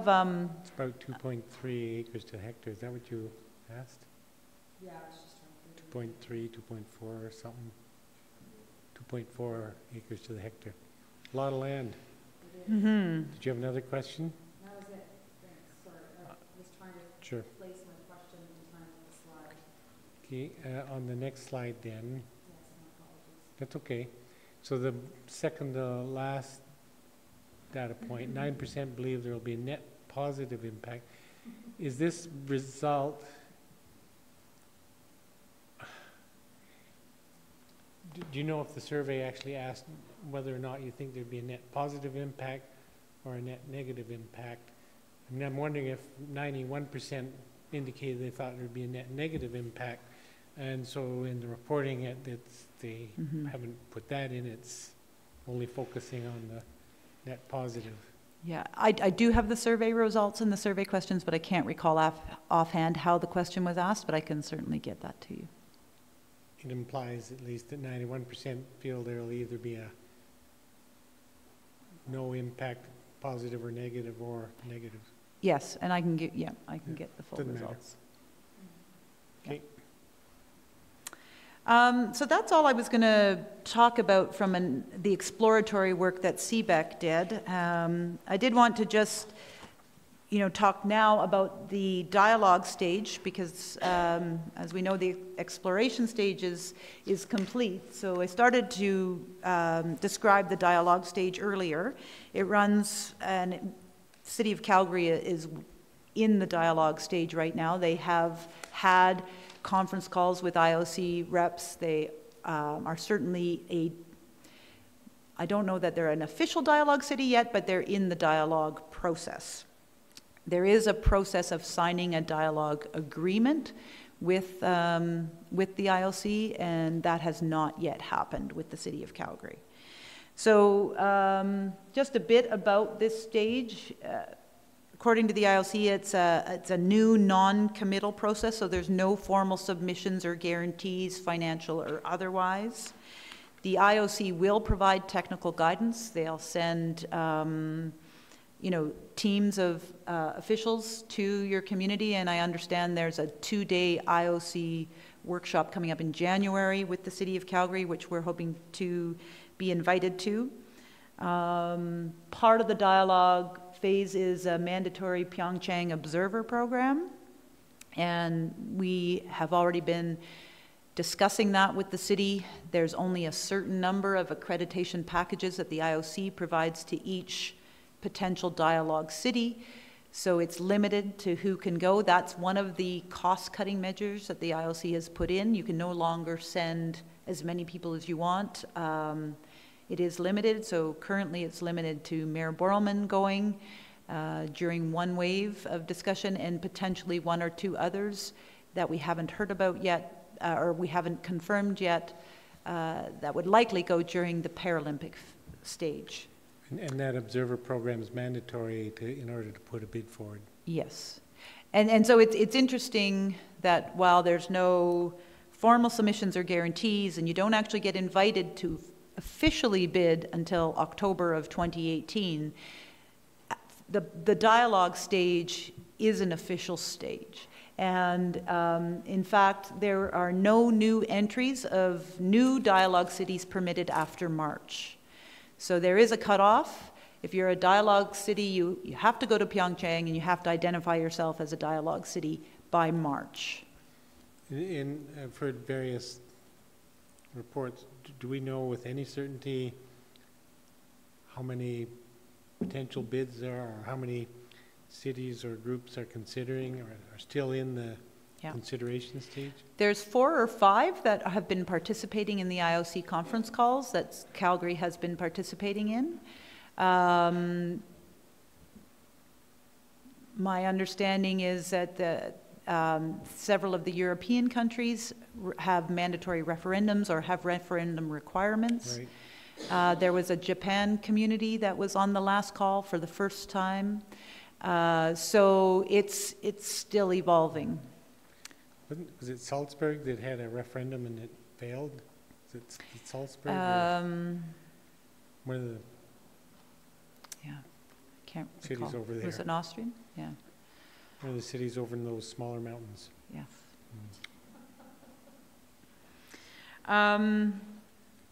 So there is also a Pyeongchang debrief process that happens in June. And from the looks of it, that's a mandatory process as well. And we would be sending observers to watch that process. So it's an IOC debrief with the host community, and they deconstruct the games and lessons learned, what worked, what didn't work, etc. And an observer process gets to witness that as well. The host city contract, which is one of those key pieces of information the City of Calgary is very interested in seeing, won't be released till July. And all of these dates, by the way, the City of Calgary has identified as potential off-ramps. I've been saying we haven't gotten on the on-ramp yet, so we're just getting on. But they would also be, if we get on the project tonight, these would also be potential off-ramps for us. That after the Pyeongchang Observer Program, if for whatever reason what's observed or what's learned through that process causes some concern, there could be a council decision point there. There could be a council decision point after the Pyeongchang debrief, and certainly after the host city contract is revealed, if there's guarantees or requirements that are just not palatable to any level of government, really. And one of the bigger off-ramps looming ahead is the provincial decision. Correct. Yeah. Right. So we're still waiting to hear from the province. Waiting to hear from that. Yeah. Yep. I just want to, before you go on too far, you talked about the signing of the dialogue agreement. So in this process, I mean, how is that it's a very formal commitment? It would have to be done by March, from what I understand. So so it's literally a signing of a legal agreement. It's an agreement, yes. And I would assume that there's impact or involvement of Town of Canmore in getting to that decision. We haven't had any discussions on that yet, so that's one of the things, as we get further into what this report is requesting, which is some expert advice to help us roadmap out our decisions and what we need to know, or what what we don't know and need to know more about? Though that's one of the questions I Well, certainly well, want to. let's assume that the town of Canmore's position is important. Let's just assume that. How could anybody sign a dialogue agreement without having had clear indication of support for a bid from the town? Well, those are good questions, and it all depends on what the dialogue agreement commits you to. So if it's not committing the town of Canmore to anything, if it's not committing to a bid, there will be formal agreements that the town of Canmore will have to sign, and all of those will be decision points that will have to come back to Canmore. So yes, if there's a commitment in any way in that dialogue agreement. Yeah, I guess that's something we should understand soon, because if that's a March deadline, that's right. Almost tomorrow. Yeah, and that's certainly why we feel we need to start to be engaged in a more meaningful way, and we need the resources in order to be able to do that. Okay. Okay, so in order to be prepared for that dialogue stage and for training for that marathon, once the CBEC process was complete and the election happened, because there was a little bit of a lull in any activity to allow the September campaign and October election to occur, and then orientation of councils, etc. So it's really just ramping up again. And the City of Calgary had 2 updates recently. The last one on November 20th, where council approved up to $2 million in additional funds. So you'll remember there was the $1.5 million remaining from CBEC's work. So this was $2 million additional funds to refine those Class 5 costs, to better understand, at a better than conceptual level what the costs will be, and to establish a bid corporation or a bidco. And they also, City Council gave direction to their administration to explore venues outside of the Calgary area to reduce costs. So City of Calgary officials are doing some of those discussions with neighboring communities. And they gave them direction that they must secure commitment from other levels of government for funding, and that's the provincial and federal commitments that you were just alluding to, Mayor Borman, that are commitments for the bidco. So the bid corporation budget is estimated to be around $25 million, and certainly there would be an expectation that that would be funded in large part from the province and the federal government. And so what City of Calgary Council has said to their administration is, if you don't get that commitment in funding by the end of January, you need to come back to us for a decision point. So, but if they do get the commitment for the funding, they can carry on towards establishing a bid corporation. And so just, this chart was also in your package, and it sort of culminates all of those last couple of slides and the big decision points and how the funds will be spent. So the first $1.5 million that was remaining from the CBEC's work is really being done to hone in on those Class 5 costs and get some greater detail on those. And that work is continuing as we speak and is underway. And sorry, I neglected to mention, I'm going to go back one more, because this, on the right is this org chart, which I know you can't see, but that's essentially the org chart that the City of Calgary is ramping up to fill all the boxes. Most of the bottom level boxes are all new people, either consultants or city staff that are going to be seconded to an effort.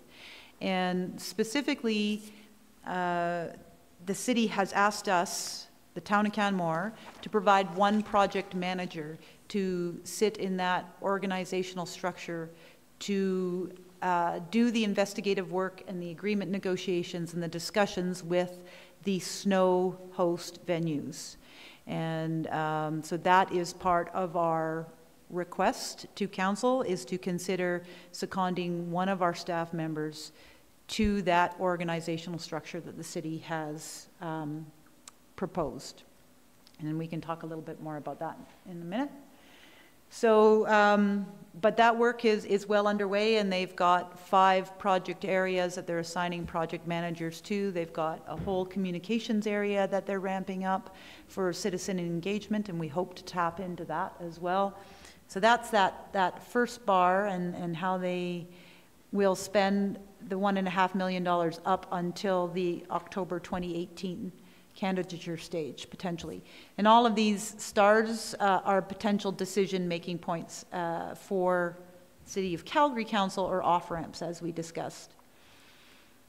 The $2 million that was requested was really to help to start establishing the bid corporation, to start building the bid book design, and to start building the observer program and funding the observer program for Pyeongchang and the Pyeongchang debrief, which happens in Beijing.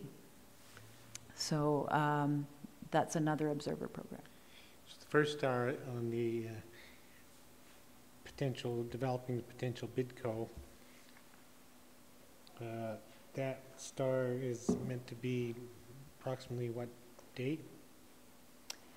That is sometime after the host city contract has been received and vetted and understood.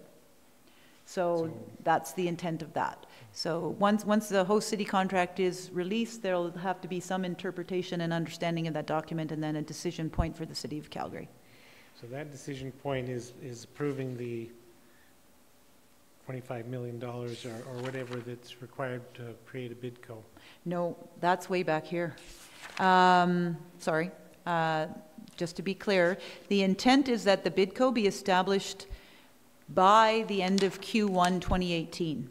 So at some point, the city would transfer all their work to a bid corporation. And but they're not going to, it'll be a decision of council to approve the budget for bid corp? Yeah, and that's this decision point right here, this first star. So that's the one I'm asking about. Oh, sorry, I thought you were talking about this one. No, sorry, No. that one on the blue line. Yeah. So that's Q1. That's Q1, yeah. And they're not going to approve the funding for bid corp without hearing from the province? That's right. So that's the province's deadline. The province's deadline is the city council has said if they don't hear from the province and the federal government by January, that administration needs to come back to them for further direction. And yet the Pyeongchang delegation is still moving forward as though. Correct, yeah. Okay. Yep, parallel processes. Yep. Yeah. Okay, so what next then? Given all of this, given these milestones, given these competing pressures, what next for Canmore? And essentially, we believe as administration that we cannot continue without dedicated resources to do any justice to this review and providing good, solid recommendations for council's consideration. So we need expert advice, both legal and expertise from the Olympic movement. We've started to reach out to some experts that we would bring on. We need to respond to the City of Calgary's request for a snow sports project manager. We need to further engage with the citizenry of Canmore. We all know that citizen polls are reflective of a point in time. That point in time was this past spring. We would like to validate those survey results. We would like to engage citizens in a meaningful dialogue around what it would mean for Canmore to be a potential host. So we need funds to do that. We could potentially partner with with the City of Calgary, who is also ramping up a citizen engagement process within the city. But we would like to do something Canmore specific. And so basically we believe it's time for the town to look after its own needs and to start to inform a Canmore-based decision on whether or not to bid. There is an alternative proposed in your staff report to just continue to take a wait-and-see approach until the province and or the federal, or both the province and federal government commit to funding the bid corporation. As we've just seen through the very short timelines and the big decision points that are coming down the pipe, that if we don't start work now, we won't be able to answer some of the questions that we'll need to answer for ourselves when the big decisions need to be made and when agreements need to be signed for a bid corporation and when potentially we're looking to put a person or more on the bid corporation. So in order to prepare for all of that, we need to ramp up our resources. So the project that's before you for approval tonight is to provide $200,000, up to $200,000 in funding to do the things that I just mentioned, secure expert advisors, and we estimate maximum that would be about $100,000. Conduct public engagement. The budget for that was based on the Everyone Needs a Home budget that we had, which was a fairly constricted timeline for engagement, $25,000.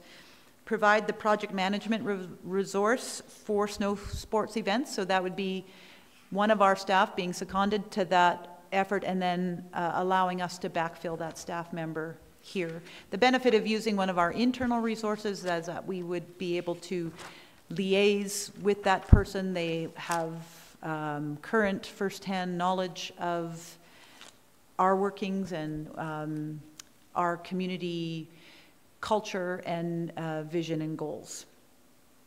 And then finally, to fund the observer program in Pyeongchang, the attendance for up to 2 or 3 people to go.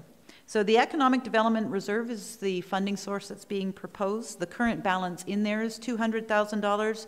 If the Olympic project is funded from that, it will leave the balance in that reserve at 0. Every year we collect business licensing. The business licensing or the business registry bylaw says we're collecting those funds for economic development purposes, so we must use the funds collected from business licensing for economic development. We believe the Olympic bid review is an economic development purpose. We will get another $320,000 in licensing fees in 2018. The only committed expense for that $320 is currently a budgeted amount of $50,000 to support event grants.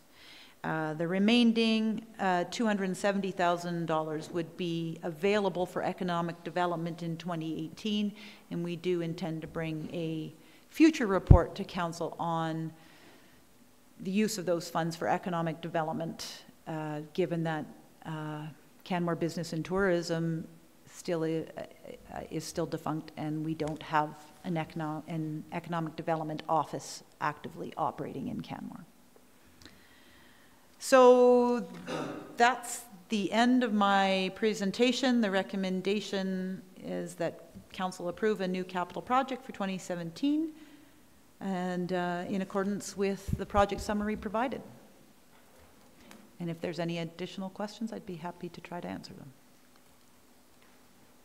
Oh, there'll be 1 or 2 more questions coming. Maybe not right now. But no, that was a very comprehensive report. Thanks.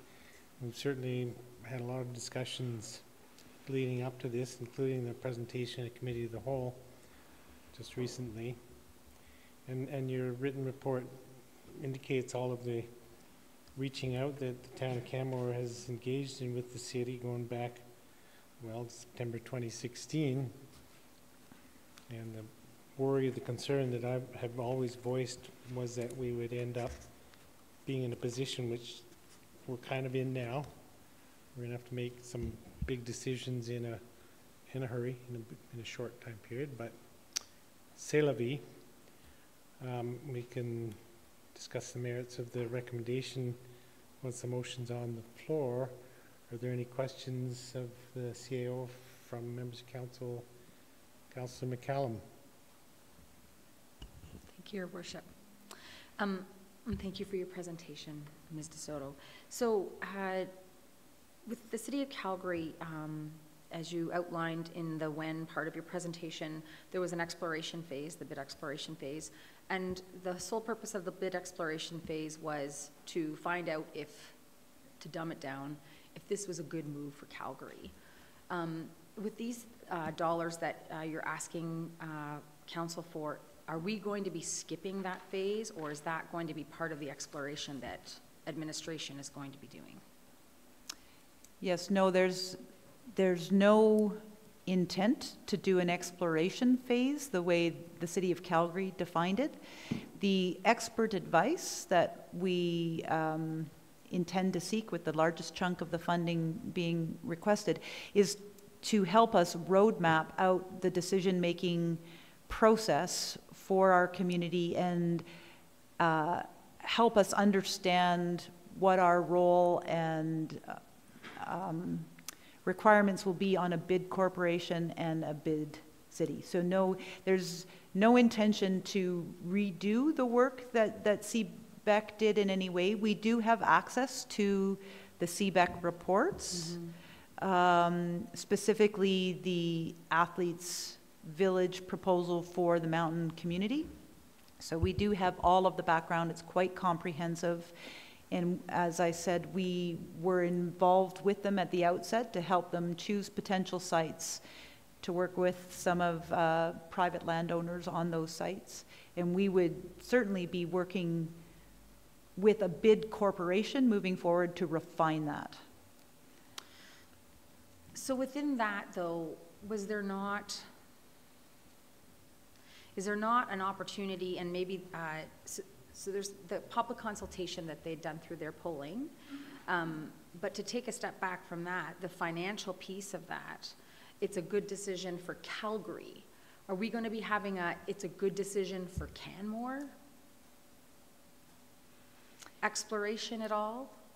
Or discussion outside of the community consultation? Because you can poll the public on any number of things, and without the full picture in front of them as to what the consequences of that decision are, you might get a different answer with regards to your polling.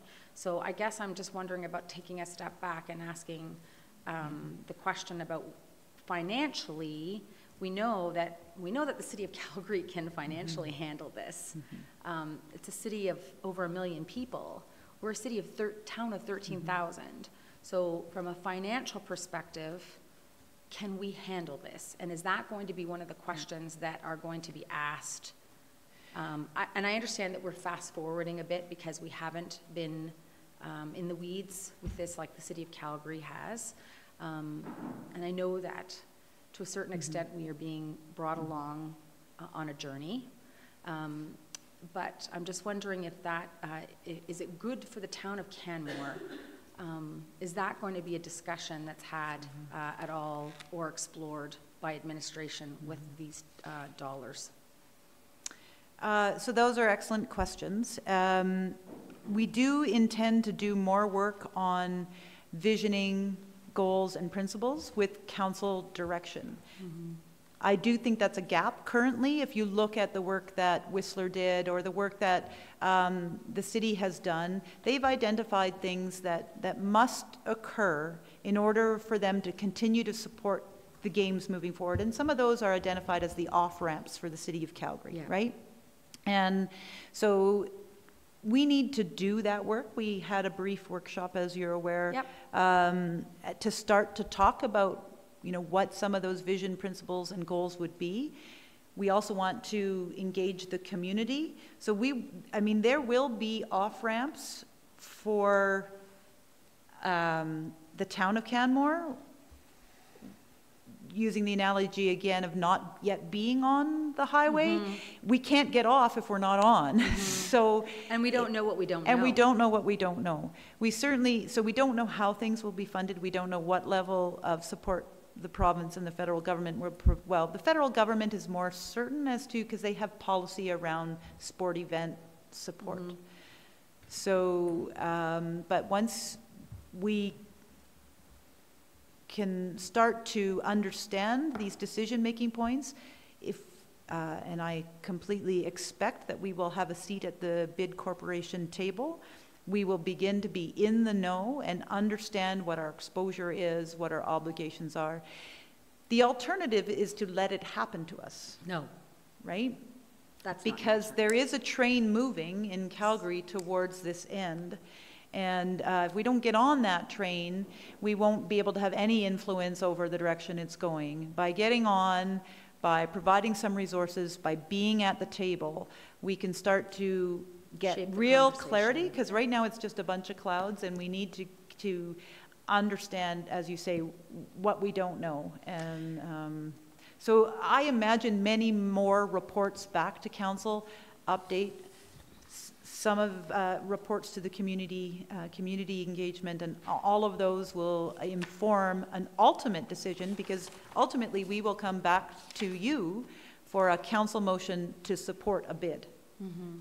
And we're not there yet. No.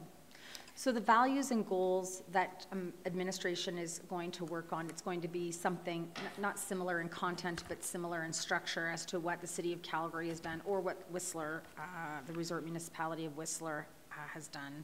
And interestingly enough, when you look at those values and goals, it's clear we're a very different community than the City of Calgary, and we're a very different community than the resort municipality of Whistler.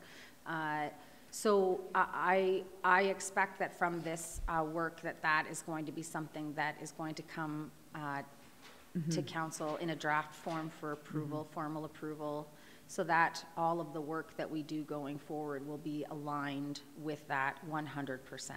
Is that correct? That is correct. And when and how we bring that for approval is yet to be determined. We do have 2 days of strategic planning established for the end of January.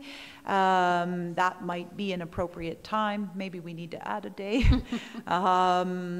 But yeah, there's certainly lots to discuss, and as been mentioned, we learn more every day. Some days we unlearn what we learned the day before. That's correct. Can I ask one more question before I hand it over to my colleagues, Your Worship? So the $100,000 that's being assigned to item 1, securing an independent expert advisor, there's a discussion about negotiating agreements and guarantees that may be required for finalizing bid documents. These aren't the documents that are part of the bid book. This is the ones that are included in the dialogue phase, correct? These are just the agreements that we will have to sign to become part of the bid corporation. Gotcha, okay, all right. But I would expect that if that was a decision that council made, that there would be more dollars that would need to be assigned, because that seems like a low amount of money for lawyers. Yes, and I imagine we will have to commit something to a bid corporation that will have a $25 million budget.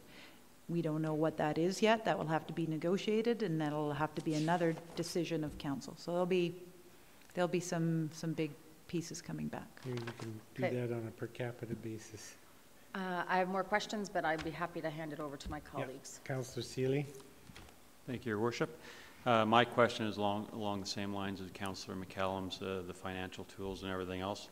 I guess what I'm envisioning is the people that the advisor that we hire would be able to help us with that. They've already been through it, so there'd be some good advice. The bidco should be able to help us get there as well. And Whistler had a lot of financial tools that we're going to need help with too. And I think that process will probably take a little while. It won't be the March deadline. It'll go likely beyond that. So I believe what you're referring to in financial tools is some of the taxation, the hotel tax revenue that Whistler and Vancouver were able to secure from the province. So those will be key discussion points with the province once we're at the bidco around financing for the games and preparing the bid. And you know, the first focus is on preparing the bid.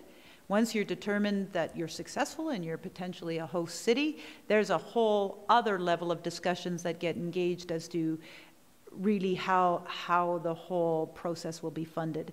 So some things we will, you know, tools might be given if you're successful in a bid, or, right, you know, not necessarily now, but certainly we would be starting to discuss those tools. And there's on-ramps and off-ramps. So I imagine those could be used now. Yeah, so it'll be a long negotiation as far as how the financial tools could happen, and make sure that it makes sense for Canmore. Right. And, you know, as council's well aware, Canmore, Banff, and Jasper have been advocating to the province for a long time now about securing some of those tools specifically to support our resort-based municipalities. And some of those tools BC resort municipalities have, And the genesis of those tools were the Olympic Games in Whistler. So we can use that as a model. It can be repeated here, and hopefully it won't be seen as something that then has to be spread out broadly across the province. It could be specific to those communities hosting the events. Thanks. Yeah, just one question, your comment about the BIDCO, and you indicated that you would expect to have at least one seat on the BIDCO board, but I think we should be discussing more representation than that. So the current discussions that I've been involved in, yes, and we can continue to advocate, is that they're hoping to establish a BIDCO of approximately with a board of approximately 15. And you have to have provincial reps, federal reps, city reps, Canadian Olympic Committee. I'm not sure if there's any others. So there's potential to have 2, but we'll just have to engage. In order to engage and be part of that discussion, again, we need some of the advice that we hope to secure. Councillor McCallum. Thank you, Your Worship. So I have more questions. So going back to what Councillor Seeley asked about with regards to financial tools, when Whistler decided, actually, let me rewind. When the province of British Columbia decided that they wanted to host the 2010 Olympics, they approached at that time, the town of Whistler. It wasn't a resort municipality yet. And with regards to hosting the games, what were the demands of the resort municipality of Whistler at that time, or what were the tools that were provided to the resort municipality of Whistler at that time for them to be able to successfully pull off the 2010 Olympics outside of the resort tax that was previously discussed? So the other big one you mentioned already, Councillor McCallum, was the provision of land as a land bank for future affordable housing. Which I did the math, that the village would have covered about a quarter of that entire allocation. Right. So they had got quite a large land bank, yes, that were previously provincial lands. And what else did they offer? A brand new highway? Well, I don't think that was specifically for Whistler. That was, and I don't know that that was a demand of Whistler's. Okay. Certainly, transportation linkages and transportation upgrades will be discussion points, and were part of the areas of review that CBEC did. So yes, if there needs to be a highway upgrade or an interchange upgrade, et cetera, those would all be negotiated through the BIDCO as they're starting to put the bid agreements together, should the award be made. You know, you mentioned it was a provincially led process. There was also quite a willing host. You know, Whistler had always seen themselves as a potential Olympic host community. Yeah, and I think it had 2 or 3 failed bids prior. So it was something that they were working towards, but when it came to them, from the province, they were at a different point in time and hadn't considered it a bid and were really struggling with the affordability issue. So that was the main legacy that they were able to achieve, was the land bank and the repurposing of the athletes' village as affordable housing. Gotcha. So with regards to the public engagement that administration is planning on moving forward with, I'm guessing, I'm assuming that this is going to be quite intensive public consultation, and that we aren't going to be, we're going to be seeking high and low for the people that we normally don't hear from to hear from them. Because of course, these games have the potential of transforming our community just like they did in 1988. And so to understand people's opinions on that would be quite important, Yes. and not just the people that we normally hear from. Yes, I mean, you can't drag people out of their houses, but we can try. No, but we can go to where they are. We can try, We for can sure. totally go to And where so they are. the intent is to have it be meaningful, targeted, and Canmore specific. Much like our Everyone Needs a Home. Yes.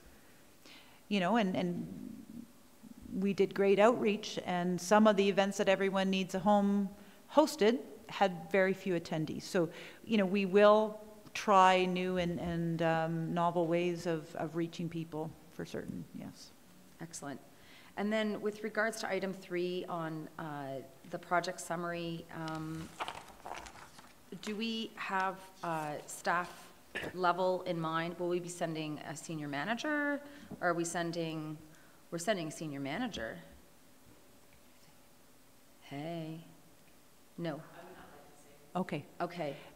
We need to, we certainly have somebody in mind. We've already spoken with that person.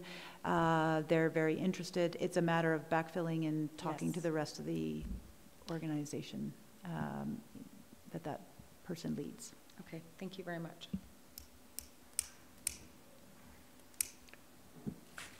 Are there any questions from other members of council? Councillor Sanford? Thank you for that very interesting and informative presentation, because I think it's important for us to understand the timelines and where I know that we've been trying to get more involved in the process, but now is our time, so I think this is critical that we consider this. One of the things I thought I heard mentioned was that Whistler had a really intense desire to grow out of the Olympic bid. They had a small town that they wanted to be a much bigger town. Is that something that I'm understanding correctly? So they saw the legacy as a possibility for them to expand their community. Certainly, from what I've read, they've seen a lot of a legacy, an opportunity for affordable housing and to be able to house residents of Whistler. I think what was happening is they were having a lot of second homeowners, a lot of visitors, but those people who worked and lived in Whistler were being pushed out. So the affordable housing legacy was able to allow them to grow their permanent population. So in that respect, there was growth, but I'm not certain about the rest. Didn't they get land from the province to grow onto? For affordable housing purposes, Yeah. yes. So they Yes. actually accumulated some land for Yes, the purpose of exactly. Yeah. doing the Olympic bid. Right. Yeah, 300 acres of land bank, part of which became the Olympic Village. And then how did they fund their additional infrastructure needs, like the sewage treatment plant? How was that? Was that added to through the infrastructure legacy, or? I mean, they grew a certain number of people into that community, Yeah. and during the games, there would have been a lot more people Yeah. in their community. You know, that's certainly a good question, Councillor Sanford, and I don't know the answer to that, but I do have a call with the former CAO of Whistler on Thursday, and I will ask some of those questions. Yeah, similar to the conversation about the highways that Councillor McCallum raised. There'd be big infrastructure needs as well, so that would be something for us to consider for sure. Right. Thank you. Are there members of council with questions? Seeing none, thanks for your report. Interesting times. We don't know what we don't know, but we do know that we don't know what we don't know. Who was that? Who said that? Rumsfeld, right. Okay, this time then I'll move the council approve a new capital project for 2017 titled 2026 Olympic Bid Exploration with project scope and funding in accordance with the attached capital project summary sheet. Speaking to that motion, I will support the motion. I'm very supportive of doing the work that we've been talking about doing for some time to start to build an understanding of what the actual commitment might be to the town of Canmore and what the future benefits may be to the town of Canmore. We have said regularly in many ways that we're not prepared to be pulled along on this, that we have our own decision to make, and to the point a couple of councillors have made this evening, and we've talked about before, Canmore is its own community, and we have specific constraints and concerns about the future development of our community. And future development and growth projections is a big part of that. So the community has to understand the pros and cons of moving forward and supporting a bid, which we're going to be asked to do very soon in my estimation. Regardless, the possible future benefit or legacy that might come out of the games are significant, in my opinion, looking particularly at the potential for future affordable housing and the transportation links with the city and different improved transportation and transit initiatives within the community. And then we've talked about the real likelihood of having something like 2026 Olympics having very positive impact on our the economic diversification that we're talking about being an important part of our economy. I wish we had a better understanding right now of all of the details, but we don't. And so I will happily support this initial budget request to move us to ground zero, to the beginning stage of understanding. Councillor McCallum. Thank you, Your Worship. It is with trepidation that I will support this capital project. Although I wasn't here in 1988, I was 14 actually, in scenic Hamilton, Ontario. But I believe that we can no longer do this off the side of our desks, or administration do this off the side of our desks, so we need to understand more deeply what the opportunities are and what the risks are, and decide then whether the opportunities or the risks are great enough. Although it's an interesting legacy that Whistler received, I did not note that livability has actually improved over the last 7 years in Whistler. I don't see the living wage coming down in Whistler as a result of this, of the legacy projects that came forward there. But I do appreciate the fact that they negotiated hard and they got what they needed to make their community what it is right now. So there's a lot to understand, and I want to specifically understand how economic diversification will actually come about as a result of these games. I want to understand how livability would be improved in our community as a result of these games.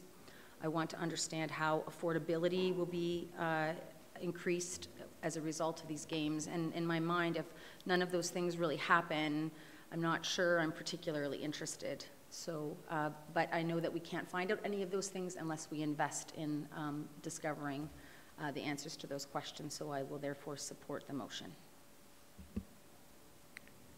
Other councillors wishing to speak to the motion?